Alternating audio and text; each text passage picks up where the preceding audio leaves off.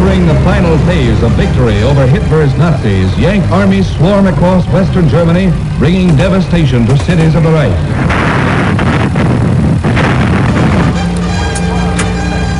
From all sides, Allied might crushes in on the remains of the Wehrmacht, bringing home the horrors of war to the German people as they have never experienced it before.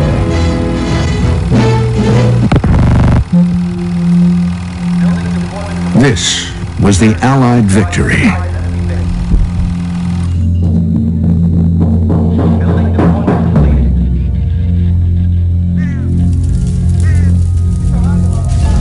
But if you were German, it was your defeat.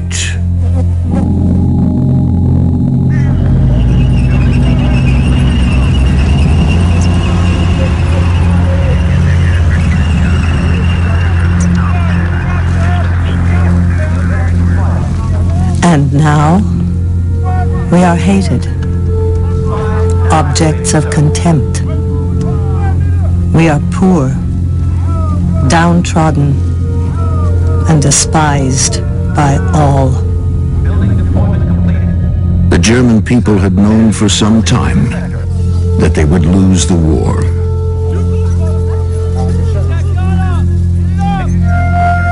And that they would soon be called to account for what had been done in their names.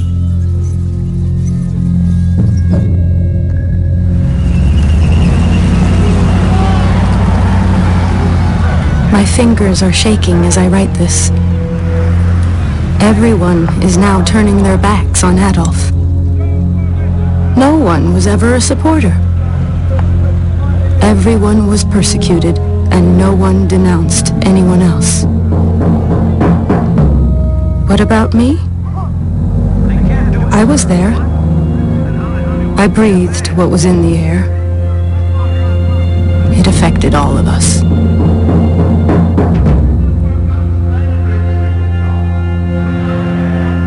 This is not the story of how Adolf Hitler seized power in Germany.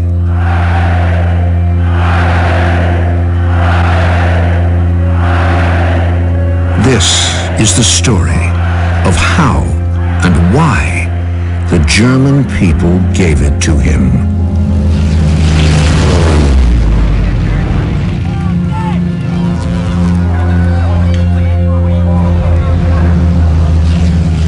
It's easy to throw stones. Easy to sit in judgment when you're in the midst of abundance, roast chicken, and the good life.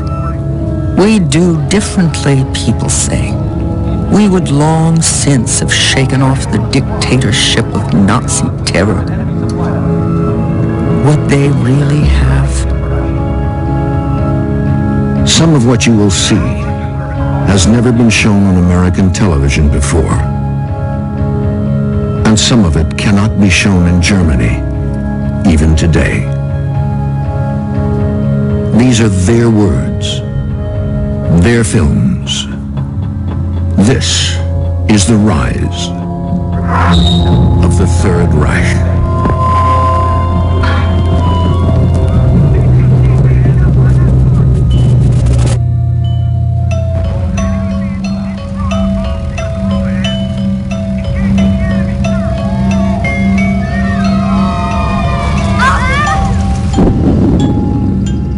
There had once been another war.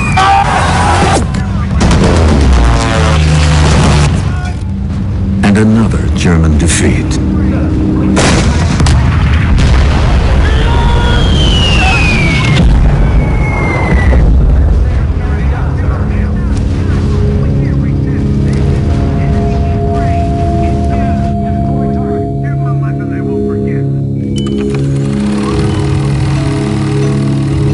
The end of the war meant husbands restored to wives and life restored to men. But there was no sense of joy, only defeat, anxiety, senseless gunfights, confusion.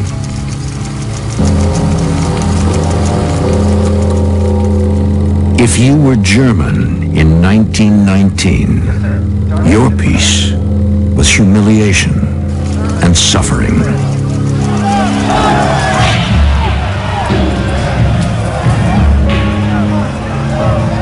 Enforced democracy had resulted in chaos.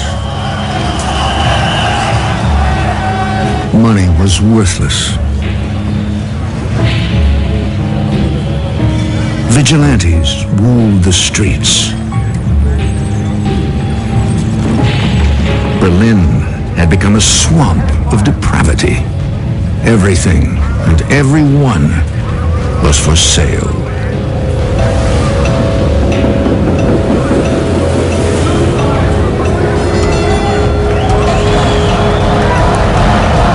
The atmosphere has become revolutionary, apocalyptic. Not only money, but all standards have lost their value. Saviors have appeared everywhere, declaring that they've been sent by God to save the world. Mystics, magicians, and religious fanatics drew followers desperate for rescue. Each was called a Heiland, or savior. But in German, there is no plural word for savior. There can be only one. In Munich, there is a corporal who has been causing trouble. They say he has an almost hypnotic power.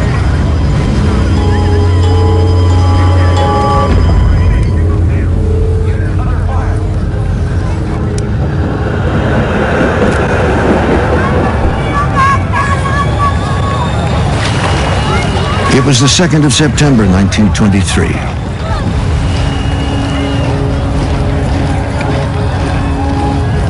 Here at this nationalist rally, Adolf Hitler made one of his first appearances on film.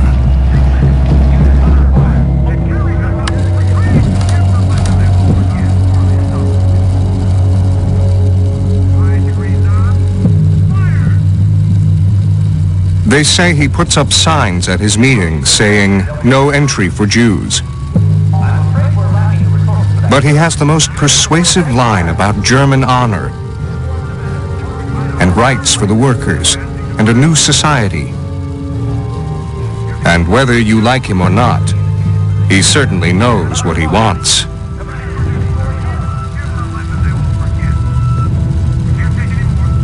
Two months after this film was shot, he would attempt to take over Germany and fail.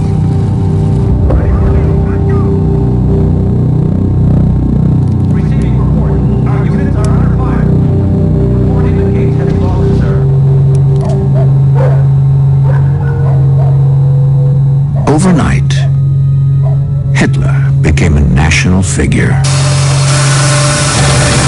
To some magnetic, to others absurd.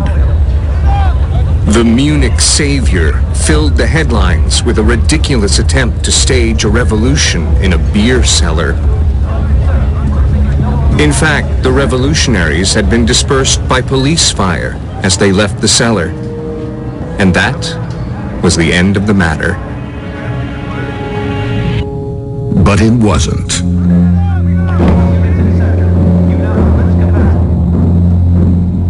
The swastika, or Hakenkreuz flag, carried that day by Hitler's National Socialist Party, was stained with the blood of the fallen. From this point forward, Hitler would call it the flag of martyrs, and use it to inspire a growing following of true believers. Nazis. I feel electrified. A man by the name of Adolf Hitler has tried to restore honor to the German people. I feel with an increasing certainty that a man has arisen to lead the fatherland towards a brighter future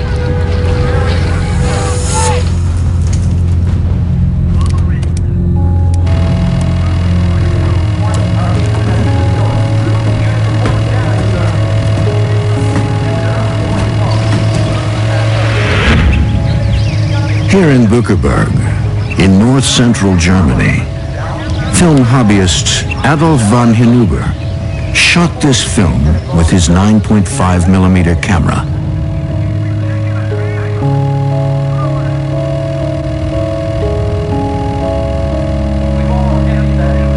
Miles away, in Berlin, communists were filming these violent clashes with police.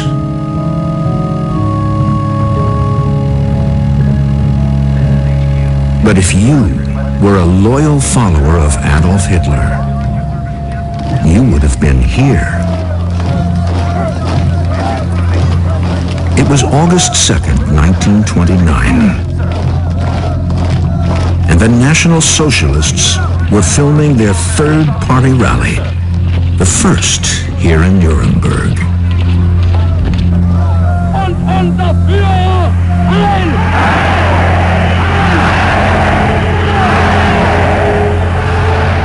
100,000 Nazis attended.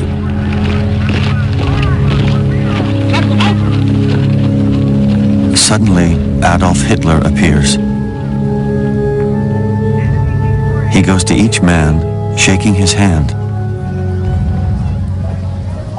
There are things one cannot explain, cannot describe. I never stop thinking of him. Sometimes he meets us in our dreams.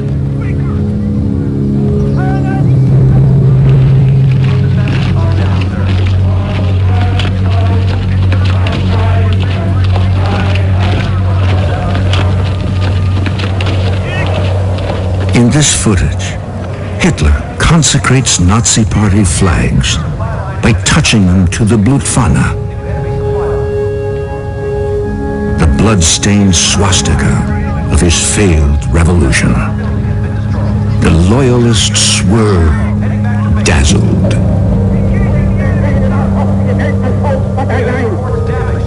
People call him a fool and a dreamer and much more. But what you say is true, Adolf Hitler.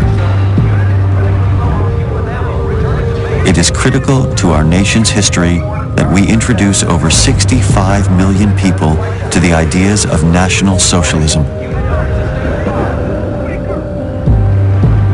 65 million National Socialists. Wonderful. Fantastic, this goal.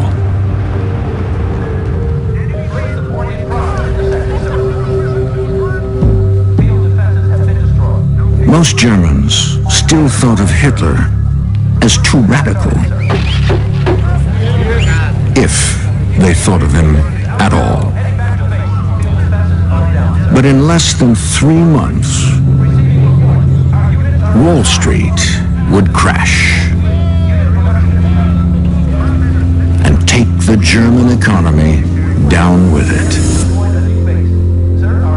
And within a year, the Nazis would be one of the largest political parties in Germany.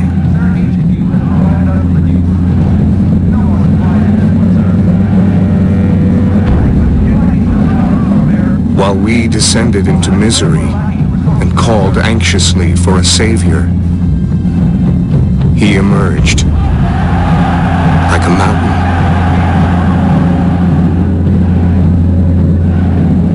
Columns march, drums beat, and 100,000 men stand firmly gathered around one man. Now, build up your people, O Master. A new great fatherland awaits.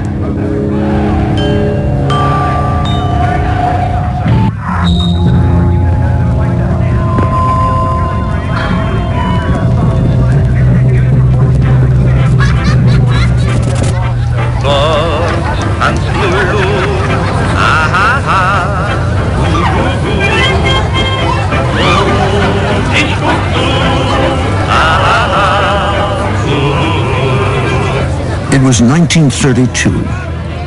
This footage was recorded at a carnival near Leipzig, Germany. filmmaker Walter Langer brought his 16mm camera and the girl he would marry.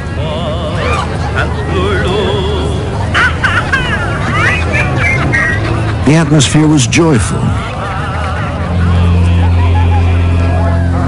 But beyond these carnival gates,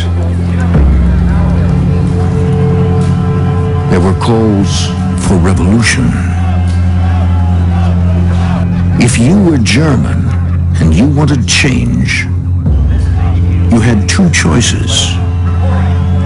Either you joined the growing numbers of communists, or, like Walter Langer, you joined the Nazi Party.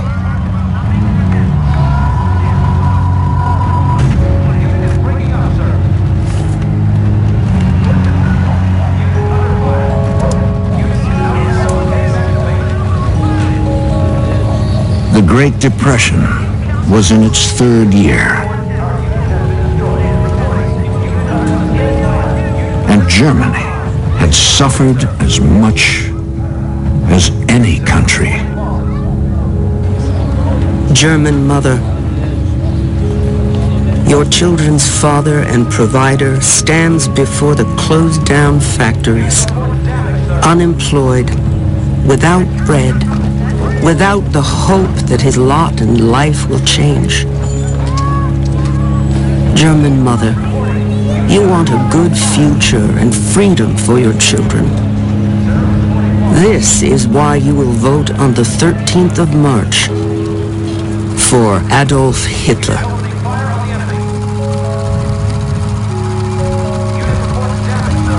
On film, Walter Langer documented Hitler's first and only bid for elected office, the German presidency.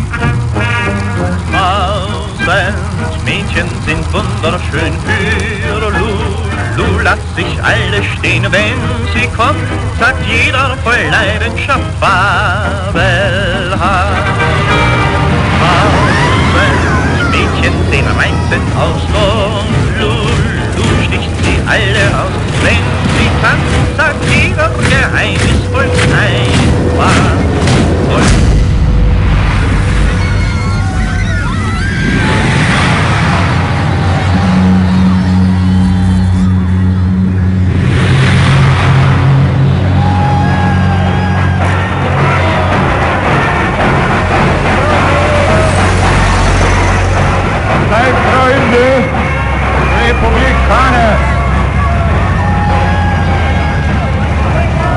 Der Tag der Entscheidung naht. Hitler. Dass diese Bewegung nicht zur Geltung in Deutschland derart kommt, dass sie politische Macht hat. If you opposed the Nazis, you were sure that this was the end of Hitler. Hitler himself is still rather a handicap for the movement that has gathered around him. Besides, for ordinary Germans, his personal appearance is thoroughly repellent. The epileptic behavior, the wild gesticulations and foaming at the mouth, the alternately shifty and staring eyes. Most of those who have begun to acclaim Hitler would probably avoid asking him for a light if they met him in the street.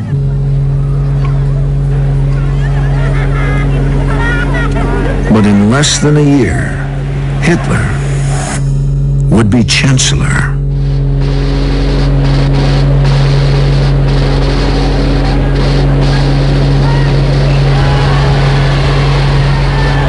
It was the 10th of February, 1933.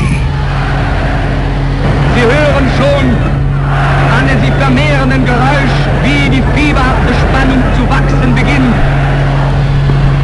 Although they had never captured more than 37% of the popular vote, the Nazis were the largest political party in Germany. And so, German leaders installed Hitler as Chancellor.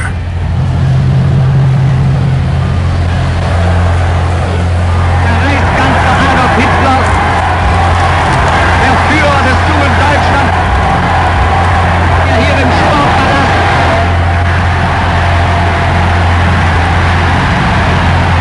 as many as 20 million people across Germany were tuned in to this radio broadcast. Hitler's largest audience ever.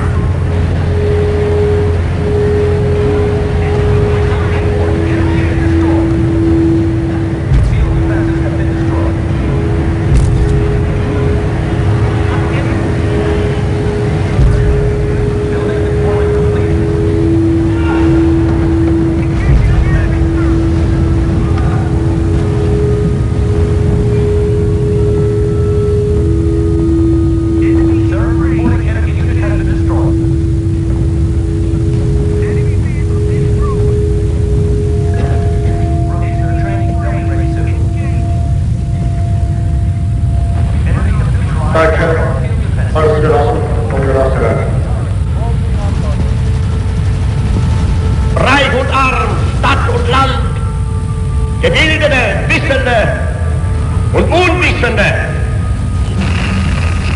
Sie sind da, Aufgabe der Politik. Kann es nun nicht sein, deshalb sie getrennt zu organisieren, sondern Aufgabe der politischen Führung muss es sein, diese natürlichen Trennungen nun durch ein größeres Ideal, durch eine größere Erkenntnis zu überwinden.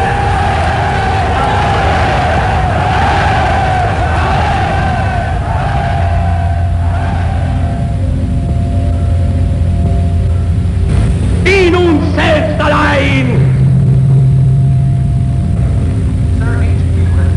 liegt die Zukunft des deutschen Volkes. Wenn wir selbst unser Volk, unser Vaterland und unser Führer heil!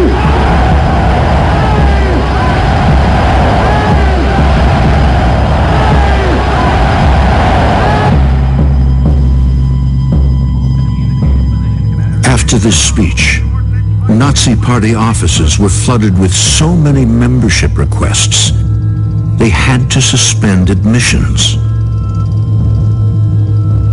Even so, Hitler did not yet control Germany. In 2 weeks, that would change.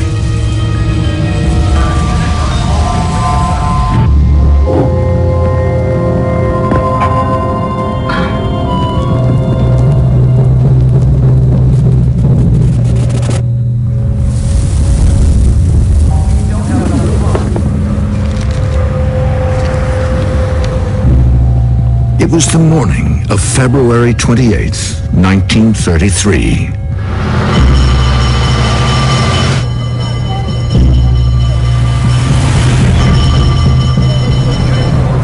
If you lived in Berlin,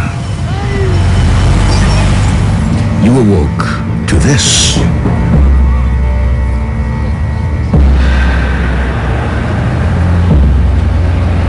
During the night, someone had set fire to Germany's parliament. Just now, the revolution has begun in earnest. The middle class had been repelled by the roughness and lack of polish by the Nazis. Now, they've been frightened and won over by the Reichstag fire.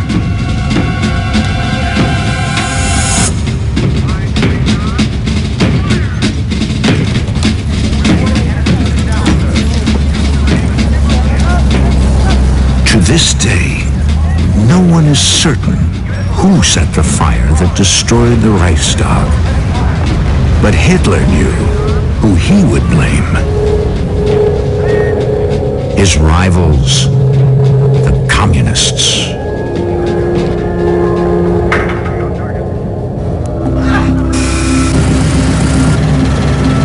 The Nazi press said that the Reichstag fire was intended as a signal for communist cells across Germany to rise up and revolt. They wanted to send armed mobs into villages to commit murder and plunder. Hostages would be taken from the middle class. Wives and children of police officers used as human shields. The destruction of all cultural values, just like in Russia.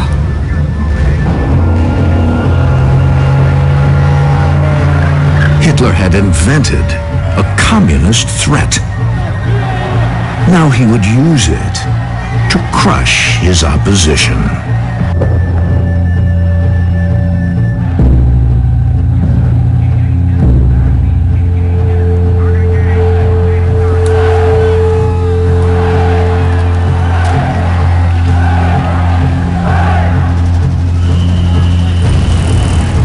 The morning after the fire, I discussed these matters with a few friends. All of them are very interested in the question of who really started the fire.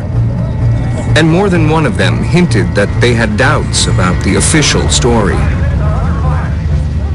But none of them were bothered that from now on, their telephones would be tapped, their letters opened, and their desks broken into.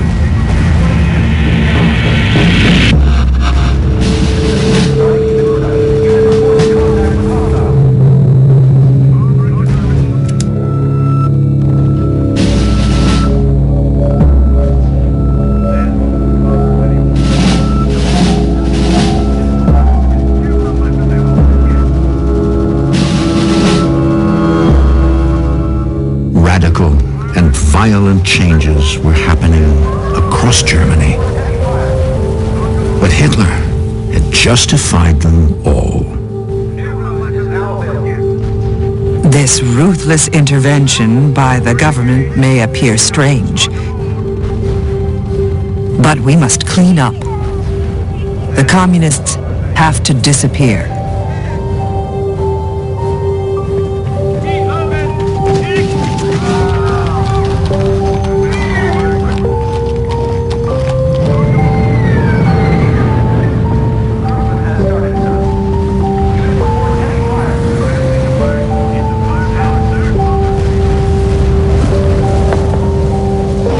Day after day, flags raised, buildings taken over, people shot, newspapers banned. It is shocking how naked acts of violence, breaches of the law, barbaric opinions appear quite undisguised as official decree. Actually, it's terribly risky even to be writing this.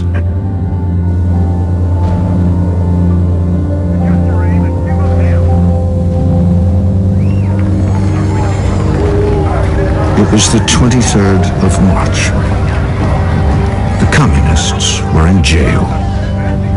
There was no one left to stop the new Nazi majority in Germany's parliament.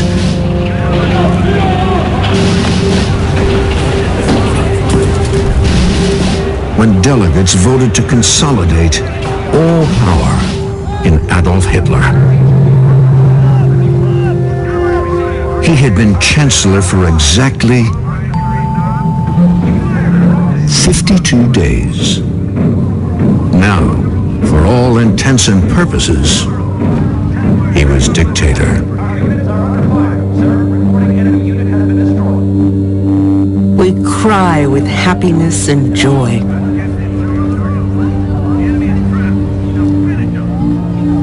All traces of resistance have been eliminated. Enthusiasm grips the entire nation.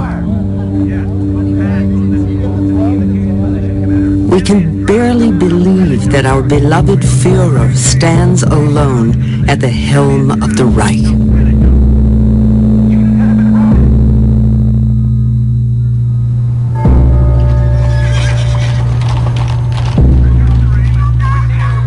Church bells ring. Children wave flags. There are daily parades. The people have become used to cheering, even when there's no reason for it. It is reason enough that people who distance themselves from the Nazis are tortured to death daily with steel whips and electric drills.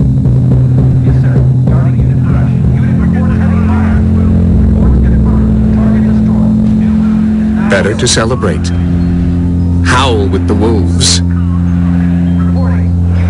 Heil, Heil, Heil.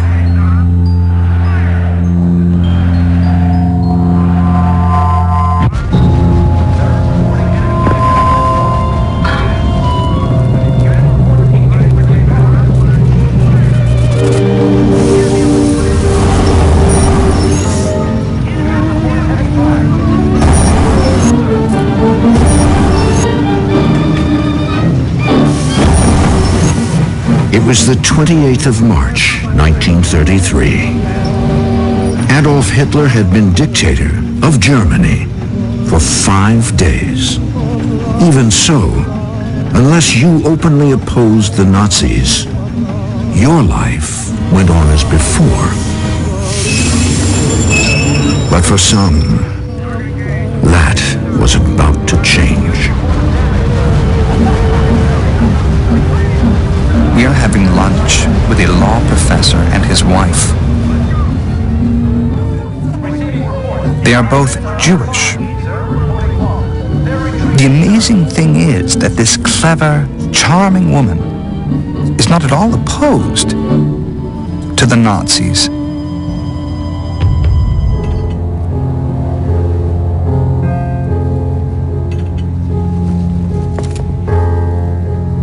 On the contrary, she lectures us on the outstanding qualities of Adolf Hitler,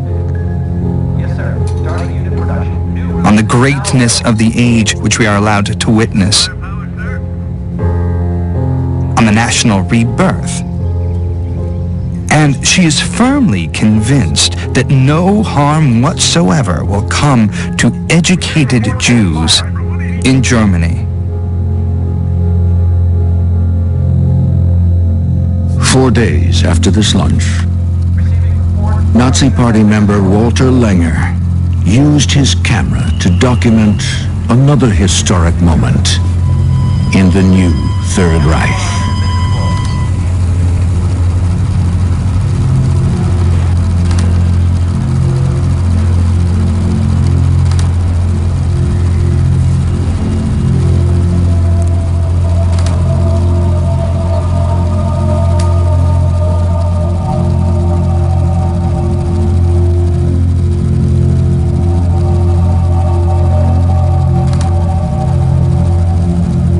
Nazis were boycotting all Jewish businesses in Germany.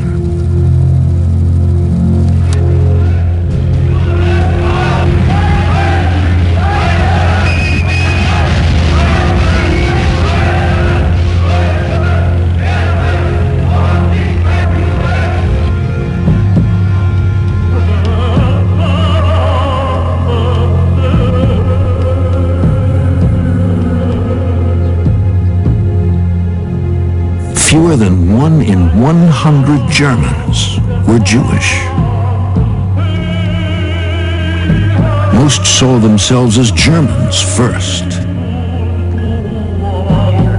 Even so, Hitler said the Jews were Germany's misfortune. Suddenly, everyone feels justified or required to have an opinion about the Jews. and to state it publicly.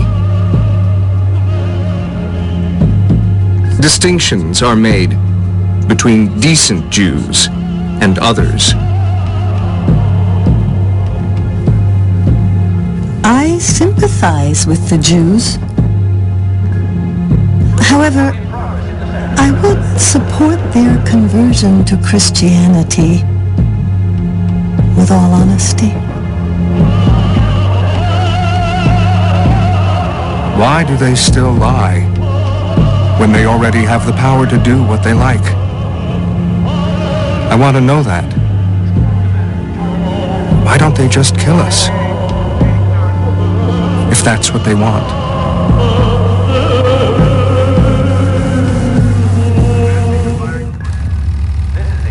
This footage was shot at the Oranienburg concentration camp outside Berlin in the spring of 1933. It shows an orderly camp where prisoners are treated humanely. But if you were there, you would have experienced something much different.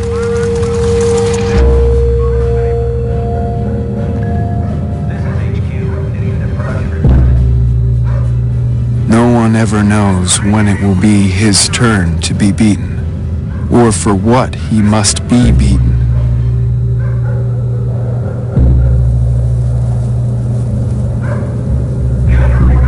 Those who are beaten up in the camp usually do not say a word, because they dare not.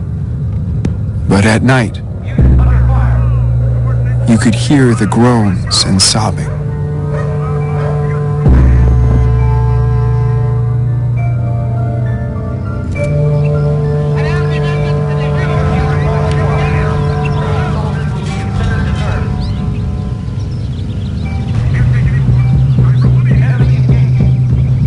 A friend tells this story. A man's garden was dug up. There was supposed to be a machine gun in it. But nothing was found. To squeeze a confession, they beat him.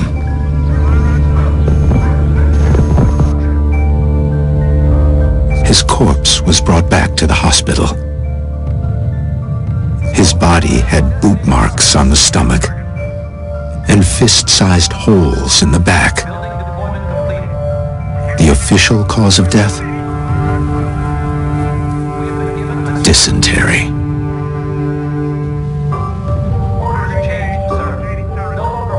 The message was clear. Opposition of any kind would not be tolerated.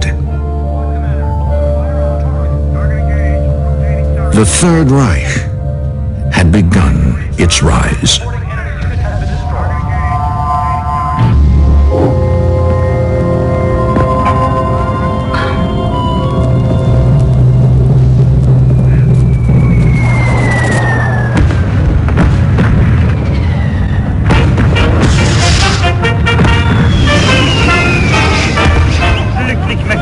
It was January 1st, 1934,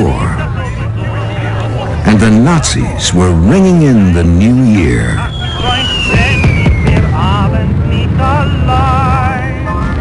A year of success is behind us. People, state, and nation have become one. And the strong will of the Führer is over us all. Germany stands before the world as an unshakable unity. But not everyone was welcome in the new regime. Only those citizens the Nazis believed were racially superior. And this year, they would begin to engineer more of them.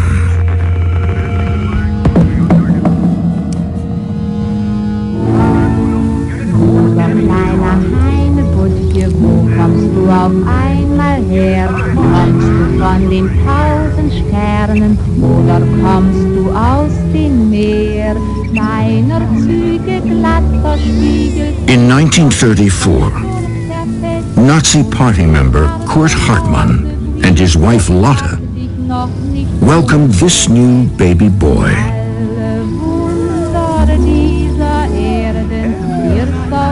Ulrich Hartmann was lucky that his parents did not suffer from undesirable genetic traits. Because this year, the Nazis would begin surgically preventing those Germans from breeding.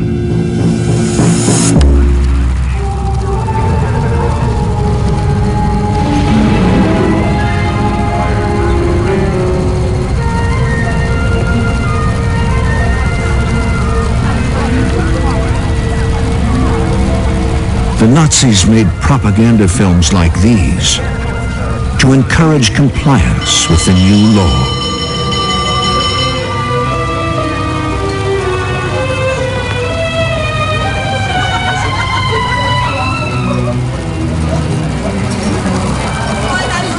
But you could be forcibly sterilized for anything they considered a genetic flaw.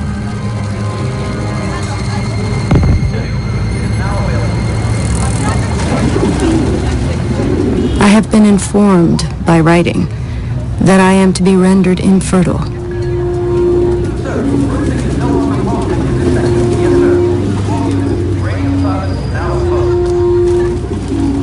I reject this decision. I cannot understand why they want to sterilize me, since I've done nothing wrong.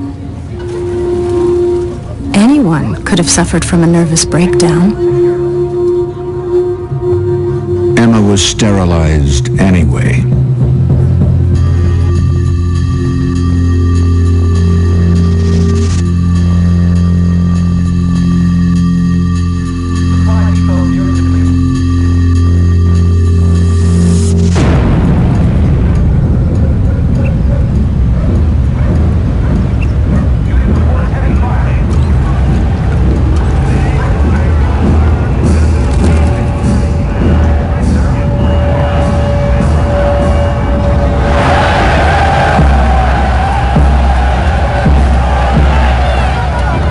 I have noticed in these triumphant Nazi celebrations a new feature I never used to see.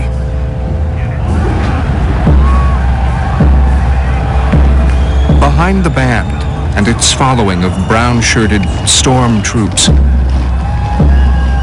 there is now a long tail of civilian flag wavers who never used to march with them.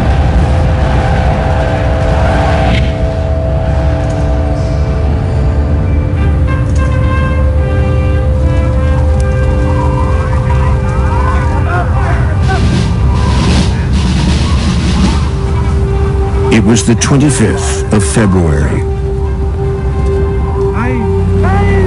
These Nazi loyalists were assembled in Munich for what was billed as the biggest oath-taking in human history. If you knew what was good for you, you joined them. Der Programmverkündung gemeinsam den Schwur der Treue. Ich schwöre Adolf Hitler. Unverbrüchliche Treue. Unverbrüchliche Treue.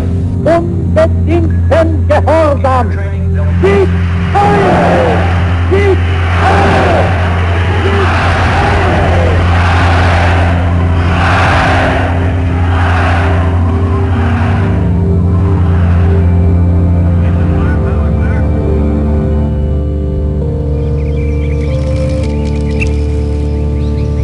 In 1934, Kurt and Lotte Hartmann's oldest son, Peter, began school.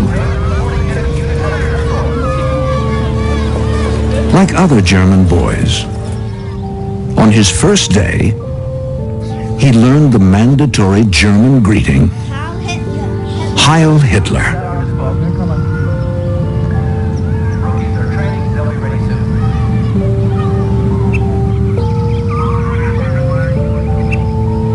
If you were an adult and you didn't use the Hitler greeting,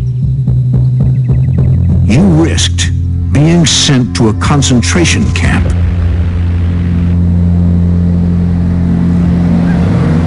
So now, in public at least, it seemed as if everyone was a Nazi.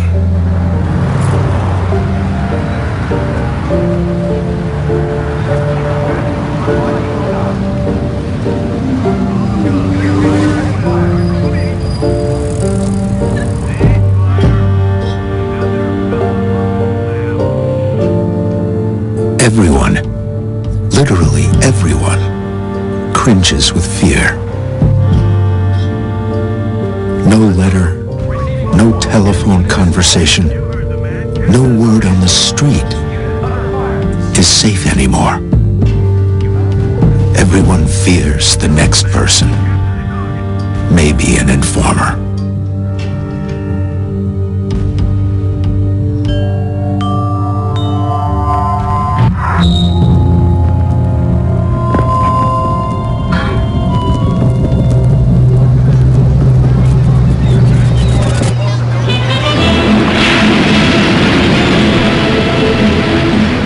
Summer 1934.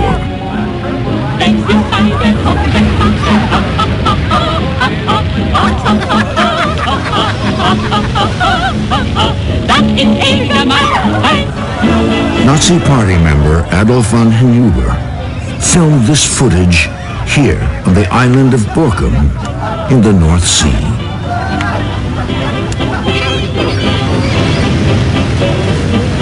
He and his friends were welcome at this popular vacation spot.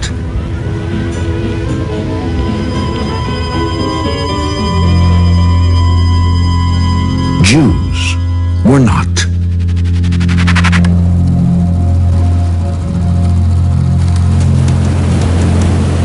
For decades, the residents of Borkum proudly claimed to be free of Jews. And this year, the Nazis would set that goal for all of Germany.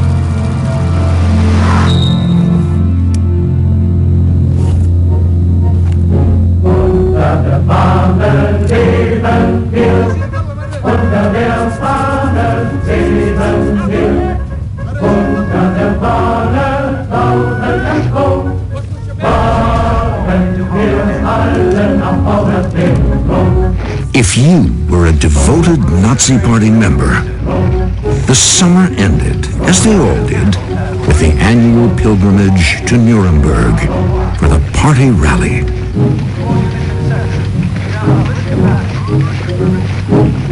For the faithful, this was the most highly anticipated event on the Nazi calendar.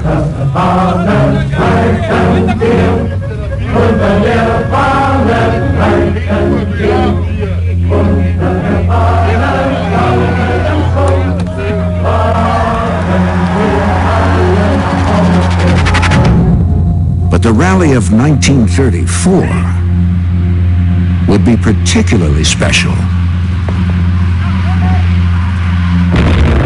because this year they would film the most influential piece of Nazi propaganda ever made.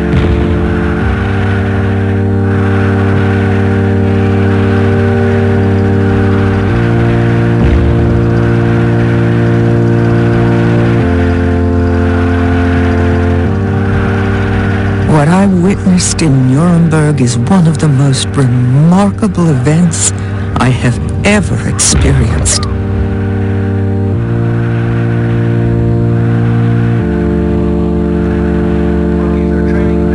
I cannot compare it to anything I've ever experienced before as an artist.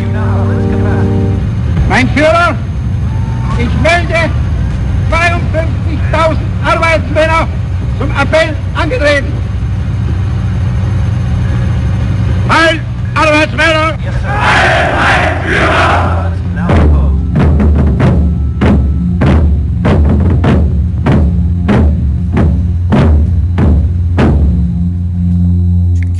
capture the glory of the Third Reich, filmmaker Leni Riefenstahl helped to stage it, directing and rehearsing this scene at least 50 times. Kamerad, woher stammst du?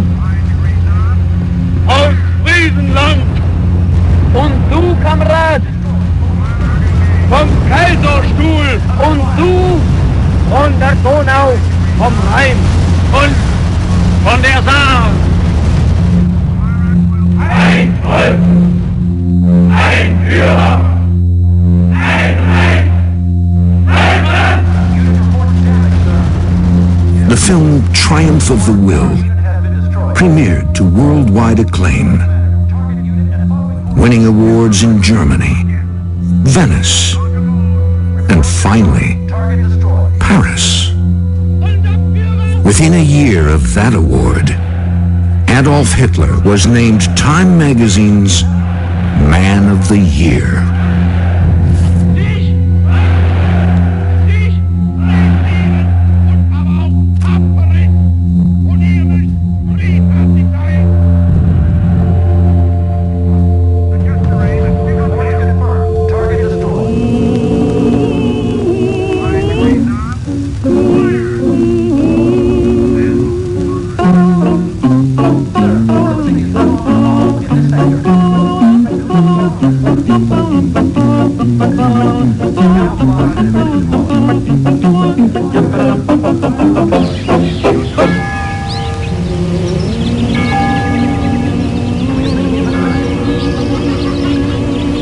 A teacher in Dornberg had the children recite,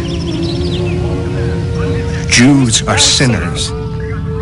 They slaughter Christian children. They cut their throats. The damned Jewish filth." The teacher threatened to punish the children if they would not learn the poem by heart by the following day.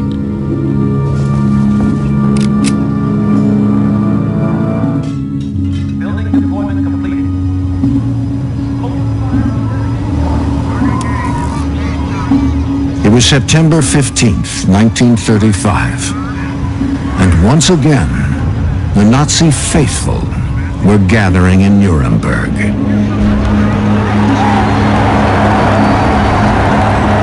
In a speech that was broadcast to the nation, Hitler addressed what he called the Jewish problem. Ist der Versuch der gesetzlichen Regelung eines Problems im Falle des abermaligen Scheiterns kann durch Gesetz zur endgültigen Lösung der nationalsozialistischen Partei übertragen werden muss. Unter allen drei Gesetzen steht die Partei und mit ihr und hinter ihr die Deutsche Nation.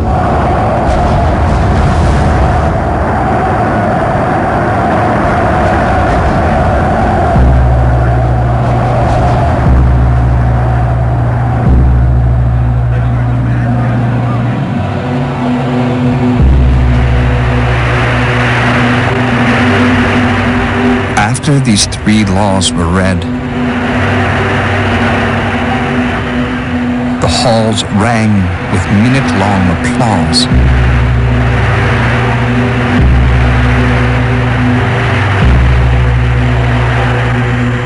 It was the call of a wild animal, a beast that smells blood.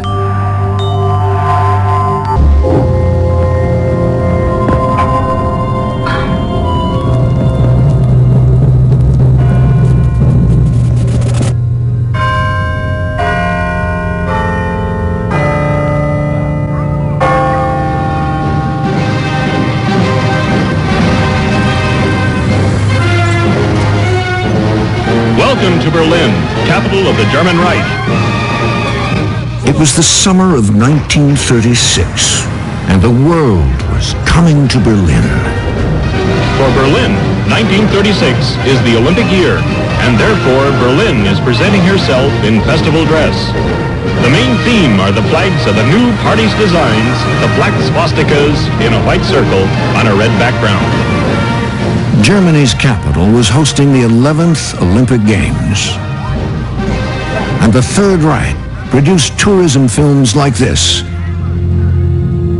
to encourage foreigners to visit. Hitler wanted the world to see the Nazi Renaissance for itself. And so, for 2 weeks in August, the Nazis put on a show.